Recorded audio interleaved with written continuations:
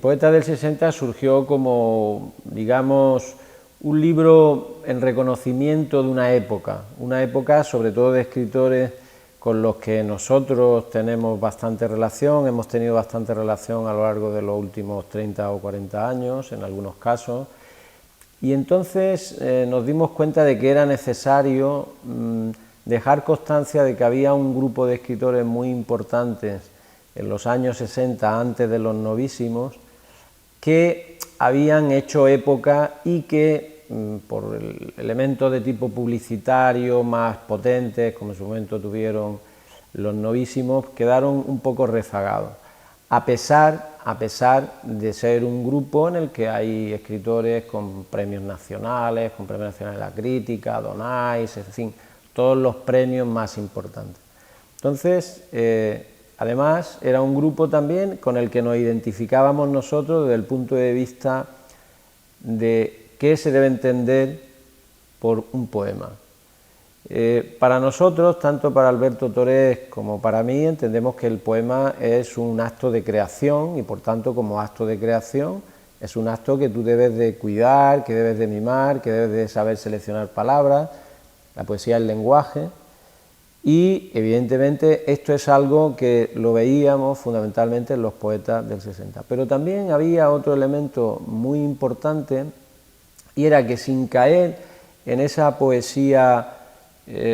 social de los años 50, esa poesía que había descuidado un tanto la forma y que se había centrado fundamentalmente en el contenido y en la defensa de unos principios, unos valores, que por otra parte en esa época eran necesarios porque evidentemente lo requería la situación política. Sin embargo, a partir de los años 60 no es ese realmente el principio a tener en cuenta,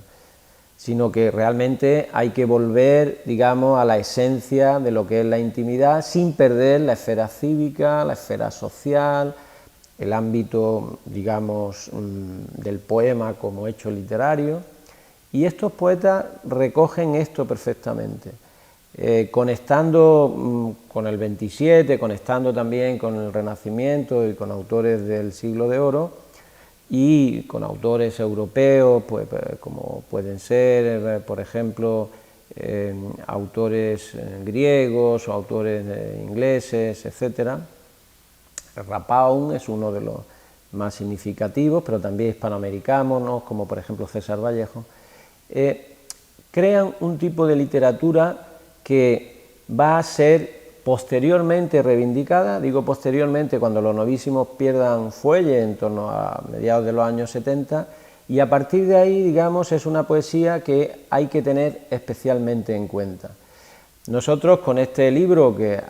recogemos a 14 autores, lo que hemos querido es dar una muestra de lo que se está haciendo en este periodo. Autores que tienen evidentemente sus diferencias, autores que tienen su propia personalidad y su propia forma de encarar el poema, pero también